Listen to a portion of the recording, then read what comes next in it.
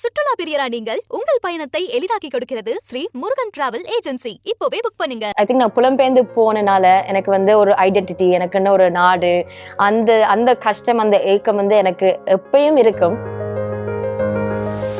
ஒரு கேர்ளா இந்த இண்டஸ்ட்ரியில தமிழ்ல ரேப் பண்ணி, ஸோ அதுக்கெல்லாம் சப்போர்ட் இல்லாம செய்ய முடியாது. ஃபர்ஸ்ட் தான் நான் போன மியூசிக் டீச்சர் எனக்கு மியூசிக் சொல்லி கொடுக்க மாட்டாருன்னு சொல்லிட்டு கிளாஸ் விட்டு துரத்திட்டாரு. எதனால? இந்த பாட்டுல தான் ஃபர்ஸ்ட் டைம் 5 ஆர்டிஸ்ட் கலெக்ட் பண்ணிருக்காங்க. அதுவும் இப்ப நிறைய பேர் கேட்பாங்களே இன்டர்வியூல, நீங்க NAVS 47 ஆகாட்டி நீங்க என்னவா இருப்பீங்க? நான் நினைக்கிறேன் I will be a die hard fan of NAVS 47. சொட்டும் சொட்டும் வருவதென்ன சொல்லும் உனக்கு ஒரு தீர்வை, அச்சம் அச்சம் போர்வ அதை விட்டு இலக்க நீ சேர்வ, முன்னாடி வைக்கால பரபர நீ மீறு ஒன்னால, முன்னேறி வைக்கால தலைமுறை எழுதுவோ பேர. சினிமா விகட நேயர்களுக்கு வணக்கம். நான் உங்க ஜீவா பேசிட்டு இருக்கேன். இன்னைக்கு நம்ம கூட இந்த கான்வர்சேஷன்ல யார் இருக்கா அப்படின்னு சொல்லி பாத்தீங்கன்னா, ராப் சிங்கர் நவீனி அவங்க தான் இருக்காங்க. அதாவது NAVS 47 அப்படின்னு சொன்னா எல்லாருமே கண்டிப்பா தெரியும். நீயே ஒளி பாடல் மூலியமா நமக்கு பெரிதளவுல பரிச்சயமானவங்க. இப்ப கோக் ஸ்டுடியோல ஏழை மக்கா அப்படின்னு ஒரு பாட்டு பண்ணியிருக்காங்க.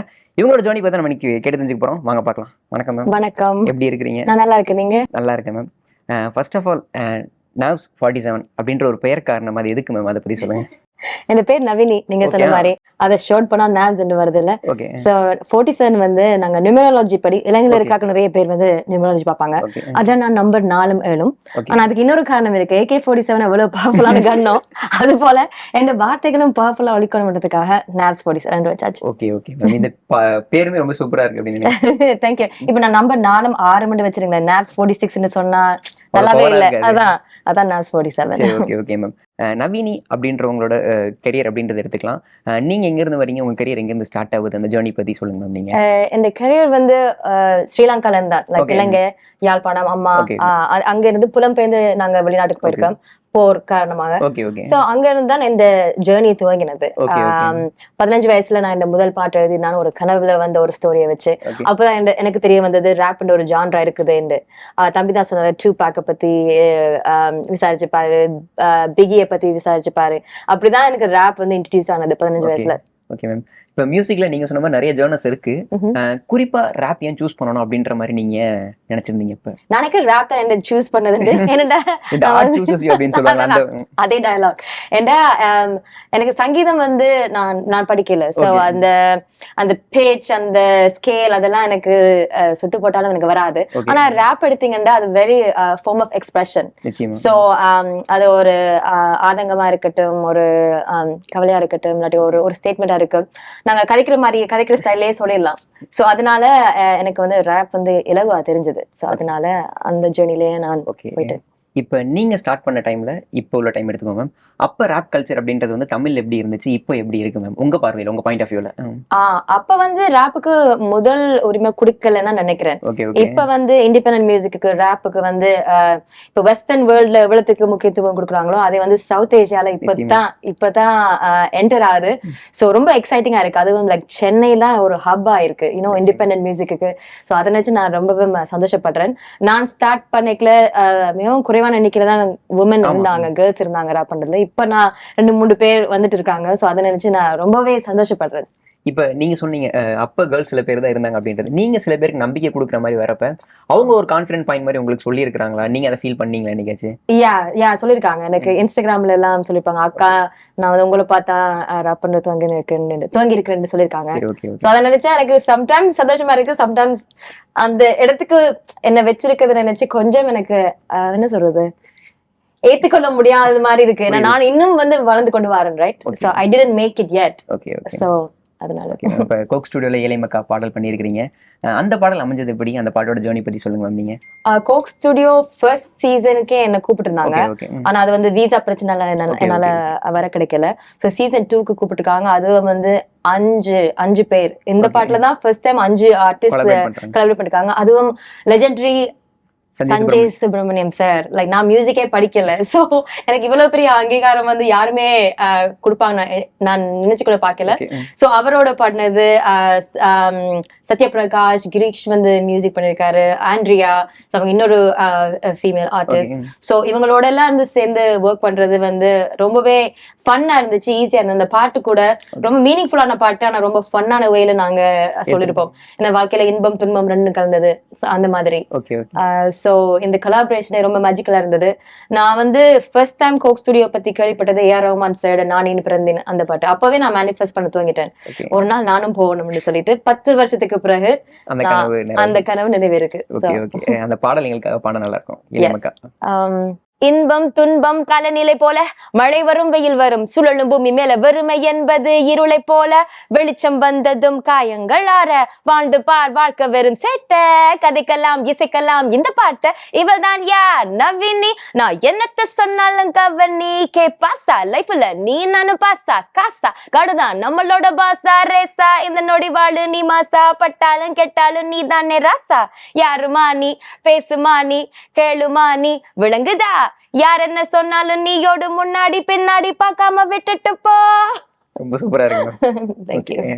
நீங்க இப்ப ராப் ஆரம்பிக்கிறீங்கல்ல, உங்களுக்கு இன்ஸ்பிரேஷன் அப்படின்ற பாயிண்ட் யாராச்சும் இருந்தாங்களா? அவங்கள மாதிரி நம்ம பண்ணணும், இல்ல அவங்க நமக்கு எனக்கு இன்ஸ்பிரேஷன் இருந்தாங்க அப்படின்ற மாதிரி யாராச்சும் இருந்தாங்க? அது கட்டாயம் MIA மாதங்கி பிரகாசம். அவங்கள வந்து ஃபர்ஸ்ட் டைம் நான் யூடியூப்ல பார்க்கும் போதுதான் என்ன மாதிரி ஒரு ஆள் வந்து மெயின் ஸ்கிரீன்ல இருந்தது நான் முதலா உணர்ந்தது MIA பார்த்துதான். அது வரைக்கும் வந்து தமிழ் சினிமாவா இருக்கட்டும், நான் வந்து என்ன மாதிரி ஒரு ஆட்களை வந்து பார்த்தது இல்ல, ஒரு முக்கியமான ஒரு ரோல்ல பார்த்தது இல்ல.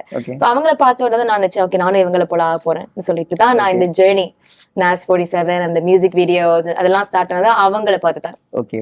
இப்ப நீங்களே பாடல்கள் எழுதி பாடும்போது இந்தந்த விஷயங்கள் என் பாடல்கள்ல நான் கண்டிப்பா பேசுவேன் அப்படின்ற என்ன இன்டென்ஷனோட நீங்க எழுதுவீங்க மேம்? அதை நீங்க கண்டினியூ பண்ணுவீங்க அதுக்கப்புறம்?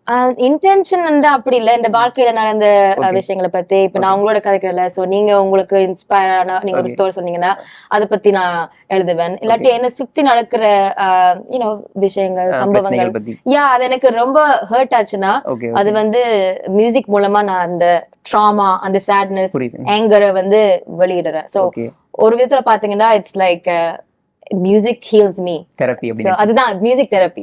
Okay.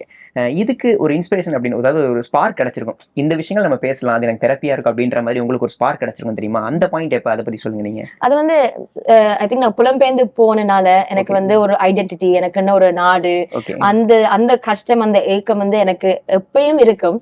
I don't think I will ever get அத தாண்டி போக எவ்வளவுதான் முயற்சி செஞ்சாலும் அந்த ஒரு அந்த பெயின் அந்த அந்த சாரோ எனக்குள்ளே இருக்கு. So I think I'm a sad soul because of that ஒரு ஐடென்டிட்டி. அதனாலதான் வந்து நான் வந்து என்ன வந்து டெக்கரேட் பண்ணுவேன். எனக்கு தமிழ் எவ்வளவு முக்கியமோ அந்த மாதிரி பொட்டு போடுறது இருந்து மூக்குத்தி போடுறது நான் எழுதுற பாட்டுல இருந்து எனக்கு எங்க எல்லாம் இந்த ஐடென்டிட்டியை நான் வந்து ஃபேமா காட்ட முடியுமோ அந்த இடத்துல தான் நான் காட்டுறேன். ஸோ இப்பதான் எனக்கு புரியுது ஹோம் வந்து நான் எங்க போறனோ அது என்னோடய டிராவல் பண்ண அந்த ஒரு நிலைமைக்கு இப்பதான் நான் வந்திருக்கேன்.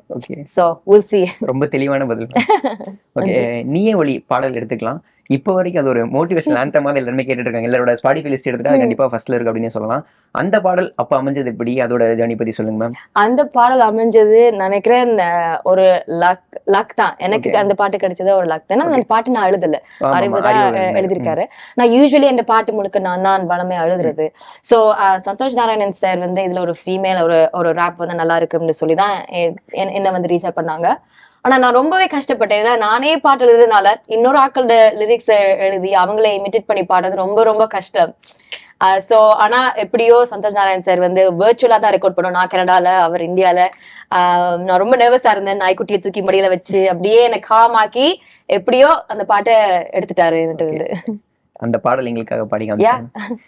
சொட்டும் சொட்டும் வருவதென்ன சொல்லும் உனக்கு ஒரு தீர்வ, அச்சம் அச்சம் போர்வ அதை விட்டு இலக்க நீ சேர்வ, முன்னாடி வைக்கால பரபர நீ மீறு ஒன்னால, முன்னேறி வைக்கால தலைமுறை எழுதுவோம் பேர, கடலா பொங்குது ரோசம் விளையாடு உனக்கோசம், தட சொல்லாத பாசம் நீ ஜெயிக்கணும் அது கோசம், கடலா பொங்குது ரோசம் விளையாடு உனக்கோசம், தட சொல்லாத பாசம் நீ ஜெயிக்கணும் அது கோசம், நீ ஏ ஒளி நீ தான் வழி ஓ யா தினி உடம்பே, நீ ஏ தடை நீயே விடை சூடா கிடு நரம்பே. Super ma'am. இப்ப நீங்க பாத்தீங்களா நீயே ஒளி அப்படின்னு டேக்லைன் வந்து இப்போ ரொம்ப ஃபேமஸ் ஆயிடுச்சு அப்படின்னு நினைக்கிறேன். இப்ப சனா அவங்க கூட கான்சர்ட்க்கு அந்த பேர் தான் வச்சிருந்தாங்க. இந்த டேக்லைன் வச்சு நிறைய பேர் வந்து பேசினாங்க, இல்ல சார்பட்ட டீம்ல இருந்து உங்ககிட்ட வந்து ஏதாச்சும் பேசினாங்களா பாடல் ரொம்ப சூப்பரா இருக்கு அப்படின்ற மாதிரி? நான் வந்து சந்தோஷ் நாராயணன் சாரோட தான் நான் இந்த ஜேர்னி முழுக்க அவர் தான் எனக்கு ஹெல்ப் பண்ணாரு. சோ நீயே ஒளி பாட்டு ஐ திங்க் அந்த கோரஸ் லைக் ஐ செட் எழுதினது அறிவு. சோ அதனால இப்ப இந்த ஷோக்கு கூட அவங்க தான் என்ன கூட்டிட்டு வந்திருக்காங்க. சோ அதனாலதான் இந்த இன்டர்வியூ எல்லாம் கோக் ஸ்டுடியோ எல்லாம் நடக்குது காரணம் வந்து அந்த ஷோ தான். சோ நீங்க அந்த பாட்டை பத்தி சொன்னீங்கல்ல, சோ நான் கூட சம்டைம்ஸ் ஸ்பாட்டிஃபைல பிளேலிஸ்ட் போயிட்டு இருக்கோம். சம்டைம்ஸ் சேடான பாட்டாவே போயிட்டு இருக்கோம். அப்படியே நாங்க ஒரு சேடான ஒரு ஜோன்ல போயிடும், நீயே ஓடி திடீர்னு வந்துடும். அதுக்கு பிறகு நான் கவலையெல்லாம் இல்லை, அப்படியே எழும்பி நிறைய ஒர்க் எல்லாம் பண்ண துவங்கிடுவேன். So very impactful song. நிறைய பேர் சொல்லுவாங்க ஜிம்முக்கு வந்து ஒர்க் அவுட் பண்ணிட்டு இருக்கிறாங்கன்னு சொல்லி. சோ நினைச்சு சந்தோஷமா இருக்கு. இப்போ உங்க பாடலோட ரெகக்னிஷன் அப்படின்றது எடுத்துக்கலாம். ஃபர்ஸ்ட் என்ன ரெகக்னிஷன் கிடைச்சது, யார்கிட்ட இருந்து கிடைச்சது மேம்? அது ஃபர்ஸ்ட் ரெகக்னிஷன் வந்து hip hop Tamil. Okay okay. அப்ப அவர் வந்து அவரும் அந்த ஜோன்ல இருந்து வந்துட்டு இருந்தாரு. அவரோட மூவி விஷால் மூவி ஆக்ஷன் என்ற ஒரு படம் வந்துச்சு. சோ அதுல வந்து ஃபயர் என்ற சாங்ல தான் என்ன வந்து அவர் இன்ட்ரோடியூஸ் பண்ணாரு. ஃபுல் தீம் சாங் ஒரு ஃபீமேல் வாய்ஸ்ல இருந்தா அது நான் பாடியிருக்கேன். சோ அவருக்கு பிறகு சுந்தரமூர்த்தி மியூசிக் டைரக்டர் காரிகா ஒரு பாட்டு ஸ்ரீராமோட பாடிருக்கேன். அதுக்கு பிறகு குட்டி ஸ்டோரியில மயூரான் நான் ஏற்கனவே ரிலீஸ் ஆன ஒரு பாட்டு வந்து எஸ் அது போட்டிருந்தாங்க. அதுக்கப்புறம் நீ ஒளிதான் லைக் ஐ வுட் சே ஒரு மேசிவ் பிரேக் த்ரூ மாதிரி. இதை தாண்டி இந்த ஒரு ரிசப்ஷன் என்ன அடுத்தடுத்து மூவ் ஆன் பண்ணி கூட்டு போயிட்டு இருக்குது வந்து எனக்கு ஒரு எனர்ஜெட்டிக் பூஸ்ட் மாதிரி இருக்கும் அப்படின்னா என்னென்ன ரிசப்ஷன்ஸ் மேம் எங்க இருந்து கிடைச்சது? அது தமிழ்நாட்டுல இருந்தான். அது வந்து என்னன்னா தமிழ்ல தானே நான் ரேப் பண்றேன். சோ அப்ப எனக்கு இங்க வந்தா இந்த இன்டர்வியூஸா இருக்கட்டும், ஆப்பர்ச்சுனிட்டிஸா இருக்கட்டும், இங்க வந்தாதான் எல்லாம் நடக்குது. நான் கனடால இருக்கும் போது ஆப்வியஸ்லி எனக்கு டயஸ்போரா வந்து நிறைய சப்போர்ட், புலம்பெயர்ந்து சென்ற லைக் தமிழாக்கள் இருக்கிற எல்லா கண்ட்ரீஸ்ல இருந்தும் எனக்கு சரியான சப்போர்ட் கிடைக்குது. அது நிறைய ஷோஸ் எல்லாம் பண்ணிருக்கேன். போன வருஷம் மட்டும் 13 சிட்டிஸ்ல நான் பெர்ஃபார்ம் பண்ணிருக்கேன். எல்லாம் டயஸ்போரா. சோ அந்த விதத்துல எனக்கு உலகத்தமிழ் எல்லாருமே எனக்கு நிறைய சப்போர்ட் கொடுக்குறாங்க. சோ அதுவே எனக்கு ஒரு பெரிய பூஸ்ட் தான். ஒரு கேர்ளா இந்த இண்டஸ்ட்ரியில தமிழ்ல ரேப் பண்ணி சோ அதுக்கெல்லாம் சப்போர்ட் இல்லாம செய்ய முடியாது. சோ அது எனக்கு கிடைச்சது நான் வந்து ஒரு பெரிய வரமா நினைக்கிறேன். இப்போ உள்ள எடுத்துக்கலாம் ரேப் கல்ச்சர் அப்படின்றது. இப்போ வந்து நிறைய யங்ஸ்டர்ஸ்க்கு வந்து வாய்ப்பு கிடைச்சிட்டு இருக்கு அப்படின்னு சொல்லலாம். இப்போ நிறைய பேர் வந்து இண்டிபெண்டன்ட் ஆர்டிஸ்ட் அவங்களோட கரியரை ஸ்டார்ட் பண்றாங்க, அடுத்து சினிமாக்குள்ள வந்து அடுத்த மூவ் ஆன் பண்றாங்க. இந்த மாதிரி ஒரு பாயிண்ட் வந்து உங்களுக்கு எவ்வளவு கான்ஃபிடன்ஸ் கொடுக்கும்? இனிமேல் வராங்கல்ல இண்டிபெண்டன்ட் ஆர்டிஸ்ட், அவங்களுக்கு எவ்வளவு கான்ஃபிடன்ஸ் கொடுக்கும் இந்த பாயிண்ட் பத்தி? கட்டாயம். அந்த என்ன சொல்றாங்க, இப்ப வந்து நாங்க 2024ஆம் ஆண்டுல இருக்கிறோம். சோஷியல் மீடியா இருக்கு, லைக் ட்ரெண்ட் ஆகிறதுக்கு எல்லாம் லைக் ஒரு போஸ்ட் போதும் ஓவர் நைட் நீங்க வந்து ஒரு சூப்பர் ஸ்டார் ஒரு சக்சஸ்ஃபுல்லா பர்சனா இருக்கிறதுக்கு.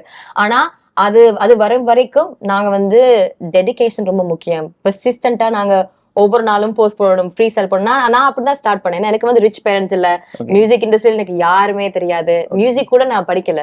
சோ அப்படி இருந்து இன்னைக்கு இங்க கூட உங்களோட இன்டர்வியூ பண்றதே லைக் சோஷியல் மீடியா தான் ஒரு மிகப்பெரிய காரணம். சோ அப்ப அதை வந்து நாங்க எங்களுக்கு நாங்க அதை யூஸ் பண்ண நாங்க கத்துக்கணும். நாங்க யூஸ் பண்ண விடக்கூடாது, நாங்க தான் அதை யூஸ் பண்ணணும். சோ அதை நாங்க அதை புரிஞ்சு கொண்டோம்னா I think any one can make it in the industry. Talent இருந்து ஹார்ட் ஒர்க் பண்ணி சோஷியல் மீடியா யூஸ் பண்ண தெரிஞ்சாலே எல்லாரும் சூப்பர் ஸ்டார் ஆகலாம். இப்போ நீங்களே சொன்னீங்களா சோஷியல் மீடியா அப்படின்ற பாயிண்ட், அது மூலியமா சினிமா சைட்ல இருந்து நிறைய பேர் வந்து யங்ஸ்டர்ஸ் நிறைய பேர் வந்து அவங்களோட படங்களை யூஸ் பண்ணிட்டு இருக்காங்க. உங்களுக்கு சினிமா சைட்ல இருந்து எந்த மாதிரியான ரிசெப்ஷன்ஸ் வந்துச்சு? அங்க என்னென்ன மெசேஜஸ் வந்துச்சு? சினிமா சைடா எனக்கு லைக் ஆப்பர்ச்சுனிட்டிஸ் கேக்குறேன். அவங்க என்னென்ன மெசேஜஸ் கொடுத்தாங்க உங்க பாடல் நல்லா இருக்கு அந்த மாதிரி? சினிமா சைட்ல இருந்து லைக் நான் மூன்று பாட்டு தான் பண்ணிருக்கேன். சோ கூடுதலா வந்து இந்த நீயே ஒளி மூலமா தான் நிறைய பேருக்கு NAS 47 யாரு என்று தெரிய வந்தது. பட் எனக்கு சினிமா துறையில வந்து மேபி இன்னும் நிறைய ஆப்பர்ச்சுனிட்டிஸ் கிடைச்சா நானே பாடி எழுதுற மாதிரி. ஏன்னா இப்ப நீங்க பாத்தீங்கன்னா இந்த ஹீரோ என்ட்ரன்ஸுக்கு ஒரு பாட்டு போடுவாங்களே, கடவுளுக்கு நிகரா வச்சு எல்லாம் பாட்டு போடுவாங்க. அதே மாதிரி கேர்ள்ஸுக்கு வந்து ஐட்டம் சாங்ஸாவே கொடுத்துட்டு இருக்காங்க. சோ ஒரு பவர்ஃபுல் ஒரு என்ட்ரி. அதான் எனக்கு எனக்கு இப்ப இருக்க ஆசை என்னன்னா ஒரு மெகா ஃபீமேல் ஒரு லீடுக்கு ஒரு ஃபீமேல் ஆர்டிஸ்ட், அது நானா இருக்க தேவையில்லை, எனி ஃபீமேல் ஆர்டிஸ்ட் ஒரு ரேப் அந்த ஈக்குவலா ஒரு மேலுக்கு கொடுக்குற அந்த பவர்ஃபுல் ஒரு ஃபீமேல் லீடுக்கு கொடுத்தா ஐ திங்க் ஒரு மாதிரி ஒரு கான்ஃபிடன்ஸ் கொடுக்கும் கேர்ள்ஸுக்கு. ஏன்னா கேர்ள்ஸும் வந்து நாங்க சம்டைம்ஸ் சேடா ஃபீல் பண்ணுவோம், எங்களுக்கும் அந்த ஒரு இன்செக்யூரான ஃபீலிங்ஸ் வரும். அப்பெல்லாம் எங்களுக்கு எனர்ஜி பூஸ்ட் பண்றதுக்கு ஒரு சாங் தேவை, அது girl body. So let's hope. Okay ma'am, இப்போ உங்க படம் இப்போ ரேப் அப்படின்றத தவிர்த்து நீங்க தமிழ்ல எந்த மாதிரியான பாடல் வந்து அதிகமா ரசிச்சு கேட்பீங்க? நான் வந்து கண்ணதாசன் சாரோட மிகப்பெரிய ஃபேன். ஓகே. ஸோ எனக்கு அவரோட மியூசிக் ரொம்ப பிடிக்கும். ஏன்னா ரொம்ப சிம்பிளா எவ்வளவு தத்துவமா எல்லாத்தையும் அவர் அந்த அவரோட கவிதையில எல்லாம் ரொம்ப என்ன பாட்டு நீங்க கேட்டாலும் அதுல இருந்து ஒரு மெசேஜ் நீங்க எடுக்க முடியும். இப்ப இருக்கிற ஜெனரேஷன்ல அது நடக்குதான்னு எனக்கு தெரியாது. பட் நான் கூடுதலா வந்து அவரோட பாட்டு கேட்பேன். அவரோட பாட்டுல ஒரு சாரோ, ஒரு சேட்னஸ் அதெல்லாம் இருக்கு, அந்த அந்த பெயின் இருக்கு. சோ அதை நான் ரொம்ப ரிலேட்டபிளா ஃபீல் பண்றேன். நான் வந்து ஜாலி ஹாப்பியான பர்சன் நான் சொல்ல மாட்டேன். You know, so I'm very like ஒரு சேட் சோல் தான். அந்த அது ஒரு டேர்முக்கு நான் வந்துட்டேன். அந்த டேர்ம்ல வந்தா பிறகு நான் இப்ப ஹாப்பியா இருக்கேன். அதை அக்செப்ட் பண்ணா பிறகு ஐ ஃபீல் ஹாப்பி. சோ அவரோட மியூசிக் நான் ரொம்ப ரொம்ப ரிலேட் பண்றதுக்கு காரணம் அந்த மீனிங்ஃபுல், நல்ல ஒரு தத்துவமா இருக்கும் அவரோட எல்லா பாட்டும். So I miss him. இப்ப ரீசன்ட் டைம்ஸ்ல யாரோட பாடல்கள் வந்து நீங்க அதிகமா கேட்டுட்டு இருக்கீங்க மேம்? எந்த பாடல் குறிப்பிடும்படியா? யாரோட பாட்டு? நான் வந்து இப்ப இந்த கொஞ்சம் ஃப்ரீக்வன்சியை மாத்துறதுக்காக நான் வந்து ஸ்பானிஷ் மியூசிக் கேக்குறேன். லைக் நிறைய எக்ஸ்ப்ளோர் பண்றேன். ஸோ இப்போ ரீசெண்டா காசுன்ற ஒரு ராப்பர், ஃபீமேல் ராப்பர். ஸோ அவங்களோட ராப்பை வந்து நான் இப்ப கொஞ்ச காலமா கேட்டு வரேன். என்னன்னா கொஞ்சம் இந்த ஃப்ரீக்வன்சியை சேஞ்ச் பண்ணணும்ன்றதுக்காக நான் இப்ப அதர் லாங்குவேஜஸ் வந்து எக்ஸ்ப்ளோர் பண்றேன். இன்னொரு யாமே ஒரு ஆர்டிஸ்ட் இருக்கிறாரு. அவர் ஒரு அமெரிக்கன் ஆப்பிரிக்கன் ஆர்டிஸ்ட். அவர் ஓப்ரா ஸ்டைல்ல பாடுற ராப், அது எனக்கு பிடிச்சிருக்கு. ஸோ அந்த கொஞ்சம் எக்ஸ்ப்ளோர் பண்றேன். வேற ஸ்டைல்ஸ். இப்ப கலைஞர்கள் அப்படின்ற ஒரு வாழ்க்கையை எடுத்துக்கலாம். ரிஜெக்ஷன் ஸ்ட்ரகிள்ஸ் அப்படின்ற ஒரு பாயிண்ட் வந்து எல்லாருக்குமே கண்டிப்பா இருக்கும். உங்களோட அந்த ஃபேஸ் பத்தி சொல்லுங்க நீங்க. ரிஜெக்ஷன் தான் வாழ்க்கையுமே சொல்ல போனா. மியூசிக் டீச்சர் வந்து ஃபர்ஸ்ட் தான் நான் போன மியூசிக் டீச்சர் எனக்கு மியூசிக் சொல்லி கொடுக்க மாட்டாருன்னு சொல்லிட்டு கிளாஸ் விட்டு துரத்திட்டாரு. எதனால? ஏன்னா நான் முடி வந்து அந்த சின்ன சின்ன நான் பின்னிட்டு போறேன்னா. ஓகே. சோ அப்ப நான் அவர் கேட்டாரே எப்படி முடி பின்னிட்டு வந்து முடிக்காக அவங்க வந்து நிராகரிச்சாங்க. இந்த கர்நாடிக் மியூசிக் படிக்கிறோம்னா அந்த உடுப்புல இருந்து எல்லாம் அந்த அவங்க ஒரு வச்சிருப்பாங்களே, புரியுது, ஒரு ஸ்டாண்டர்ட், அதை வந்து நான் மீட் பண்ணல. சோ அப்ப எனக்கும் வாய்ஸ் சும்மா இருக்காது. நான் கேட்டுட்டேன் இந்த ஹேர் ஸ்டைல் மாத்திரம் எனக்கு குரல் மாற போதான்னு கேட்டுட்டேன். கிளாஸ் விட்டு தோத்தி விட்டாரு. அப்ப நான் சொன்னேன் நீங்க யாரும் எனக்கு மியூசிக் சொல்லி கொடுக்குறதுன்னு சொல்லிட்டு. ஆனா அதுவும் ஒரு வேளைக்கு நல்லதா தான் போச்சு. ஏன்னா நான் மியூசிக் படிச்சிருந்தா மேபி ராப்பரா இருக்க மாட்டேன். ஓகே. வேற எந்த ஜானர் நீங்க வந்து எக்ஸ்ப்ளோர் பண்ணிருப்பீங்க? மேபி நான் ஒரு like maybe a playback singer, like actually melody அந்த மாதிரி போறதுக்கு வாய்ப்பு இருந்திருக்கும்னு நினைக்கிறேன். நம்ம உங்களோட ஸ்டார்டிங் ஸ்டேஜஸ் ஆஃப் கரியர் அப்படின்றது எடுத்துக்கலாம். சின்ன வயசுலேருந்தே நீங்கள் நிறைய ஸ்ட்ரகிள்ஸ் வந்து ஃபேஸ் பண்ணியிருக்கிறீங்க. அந்த பாயிண்ட்லேருந்து இப்போ இந்த பாயிண்ட் அப்படின்றது எடுத்துக்கலாம். இந்த ஜேர்னி அப்படி எல்லாத்தையுமே நீங்கள் தாண்டி வந்திருக்கிறீங்க. இப்போ அது எல்லாத்தையும் திரும்பி பார்க்கும்போது உங்களுக்கு எவ்வளோ சந்தோஷமா இருக்கு? சந்தோஷமா இருக்கு, பெருமையா இருக்கு. ஏன்னா நான் 15 வயசுல நான் முதல் பாட்டு எழுதுறேன்னு சொன்னேன் தானே. ஸோ அப்பல இருந்தே நான் வந்து ப்ராக்டிஸ் பண்ண துவங்கிட்டேன். பெரிய மேடையில பாடுற மாதிரி, இன்டர்வியூஸ்ல கதைக்கிற மாதிரி.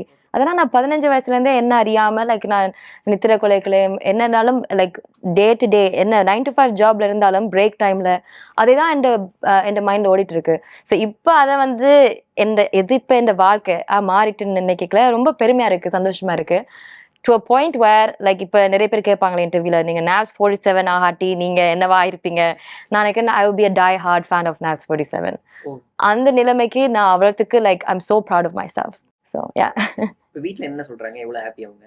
வீட்டுல வந்து எல்லாரும் இப்போ அவங்களுக்கு என்ன சொல்றது, இப்போ கோக் ஸ்டுடியோல நான் பெர்ஃபார்ம் பண்ணியிருக்கேன். அப்ப என்னுடைய கசின் சிஸ்டர் அம்மாக்கு ஃபோன் பண்ணி கேட்டுருக்காங்க, நீங்க இதை பார்த்துட்டு அழுதுறீங்களான்னு கேட்க அம்மா சொன்னாங்க, இல்லை இதெல்லாம் பழகிருச்சுன்னு சொல்லிட்டாங்க அம்மா. ஸோ அப்ப அதுவும் இட்ஸ் அ ஃபார்ம் தட் அவங்க இன்னும் எதிர்பார்க்குறாங்க, இன்னும் நான் வளருவேன்னு எதிர்பார்க்குறாங்க. அதே நேரம் வந்து இதெல்லாம் நடக்குதுன்னு சொல்லி ஷாக் ஆகல, இது என் பிள்ளைக்கு நடக்கும்னு நான் நினைச்சேன். அந்த மாதிரி நிலவில இப்போ பேரண்ட்ஸும் ரொம்ப ப்ரௌடா இருக்காங்க. ஃபேமிலி, அக்கா, தம்பி, தங்கச்சி எல்லாரும் எப்படா நான் இன்னும் நிறைய சாங்ஸ் ரிலீஸ் பண்ணணும்னு சொல்லி காத்துட்டு இருக்காங்க. கோக் ஸ்டுடியோட இந்த ஏழை மக்க பாடல தான் அதிகமான சிங்கர்ஸ் வந்து கொலாபரேட் பண்ணியிருக்காங்க அப்படின்றது நீங்களுமே சொல்லியிருந்தீங்க. உங்க கூட ஒர்க் பண்ண அந்த கோ சிங்கர்ஸ் எல்லாருமே உங்ககிட்ட என்னென்ன விஷயங்கள் ஷேர் பண்ணாங்க, உங்களுக்கு என்னென்ன மெசேஜஸ் அவங்க சொல்லியிருந்தாங்க, அதை பத்தி சொல்லுங்க. கட்டாயம். நாங்க வந்து ரெக்கார்டிங் செஷன் தனித்தனியாக தான் நடந்தது. ஏன்னா நான் கனடால இருந்து இங்கே வந்து ஒரு ரெக்கார்டிங் முடிச்சுட்டு நான் போயிட்டேன். ஆனா அந்த ரெக்கார்டிங்ல கூட நான் யூஸ்வலி தனியாக தான் போவேன் ரெக்கார்டிங்க்கு. பட் இந்த டைம்ல வந்து ஒரு ஒரு லிரிசிஸ்ட் வந்திருந்தாரு, மோகன்ராஜ். நான் காலி அந்த பாட்டை அவர் வந்திருந்தாரு. அண்ட் கிரீஷ் தேடரோட ஸ்டுடியோல தான் நாங்கள் ரெக்கார்ட் பண்ணோம். ரொம்ப ஒரு நல்ல ஒரு எனர்ஜி, ஒரு டீம் ஒர்க்காக தான் எனக்கு இந்த பாட்டை நாங்கள் முடிச்சோம். ஸோ மற்ற ஆர்டிஸ்ட்டை வந்து நான் முதல்ல சந்திச்சது வந்து ஷூட்டிங் டைம்ல தான். ஆனா ஆண்ட்ரியா வந்து டான்ஸ் ரிஹர்சல் நான் சந்திச்சேன். ரொம்ப ஃபன்னா இருந்தது. டான்ஸ் மூவ்ஸ் எல்லாம் நாங்க லேர்ன் பண்ணிக்கல. பட் எல்லாருமே வந்து ரொம்ப கைண்டா இருந்தாங்க. எல்லாரும் வந்து என்னோட ரேப் போர்ஷனை பார்த்துட்டு நல்லா இருக்குன்னு சொன்னாங்க. அதுவும் ஷான் ரோல்டன் சார் வந்து இப்போ என்ன நேமை வந்து எங்க போனாலும் அவர் சொல்லிட்டே இருக்காரு. அம்மா கூட ஃபோன் பண்ணி நான் சூப்பர் சிங்கர் பார்த்தேன், அதுல வந்து உங்க பேரை சொன்னாருன்னு சொன்னாங்க. ஸோ நான் ரொம்ப ஐ ஃபீல் ஸோ கிரேட்ஃபுல். ஏன்னா நாங்க இல்லாத இடத்துல எங்களோட பேரை வந்து ஆக்கள் சொல்றது வந்து ஒரு சந்தோஷத்துக்கு ஒரு விஷயம். So I feel really grateful. Okay ma'am, அடுத்து என்னென்ன பிளான்ஸ் இருக்கு, என்னென்ன ப்ராஜெக்ட்ஸ் நீங்க பண்ணணும் அப்படின்றது நினைச்சிருக்கீங்க? இதுக்கு அப்புறம் நான் இந்த ஆல்பம் ரிலீஸ் பண்ண போறேன் இண்டிபெண்டா. ஆல்பத்தோட பேர் வந்து fresh off the boat fob. So அதை வந்து நான் சொன்ன இலங்கையிலேருந்து புலம்பெயர்ந்து வெளிநாட்டு வாழ்க்கை. ஸோ அப்படி நான் வந்து புலியிங் எல்லாம் ஃபேஸ் பண்ணியிருக்கேன். ஏன்னா ஆப்வியஸ்லி நான் வந்து பொட்டு போடுவேன். ஸோ இப்போ லைக் கனடா மாதிரி ஒரு இடத்துல டொரண்டோவில் நான் பொட்டு போட்டால் லைக் நிறைய பேர் வந்து லைக் நக்கல் அடிப்பாங்க. பட் இப்போ எல்லாம் கொஞ்சம் கொஞ்சமா மாறிட்டு வருது. இப்போ நெட்ஃப்ளிக்ஸில் கூட நிறைய இந்தியன் கல்ச்சரை பத்தி எல்லாம் நிறைய ஷோஸ் இன்வால்வ் ஆகுது. ஸோ டைம் மாறுது. பட் ஆனால் எந்த ஜேர்னி வந்து இலங்கையிலேருந்து புலம்பெயர்ந்து லைக் இன்னொரு கண்ட்ரிக்கு போயிட்டு எப்படி எந்த ஜேர்னி இருந்தது அதை பத்தி தான் அந்த ஃபாப்ன்ற ஒரு ஆல்பம் மிக விரைவில் வெளிவரும்னு நம்புறேன். ஓகே மேம், ரொம்பவே நன்றி உங்க நேரத்துக்காக. ரொம்பவே பொறுமையாக உங்களோட பதில்களை சொல்லியிருந்தீங்க. நன்றி. Thank you so much. சுற்றுலா பிரியரா நீங்கள் உங்கள் பயணத்தை எளிதாக்க ஒரு சீக்ரெட். ஸ்ரீ முருகன் டிராவல் ஏஜென்சில உள்நாடு வெளிநாடுன்னு நினைச்ச இடத்துக்கு பிடிச்சவங்களோட போக இப்போவே புக் பண்ணுங்க. Sri Murugan travel agency.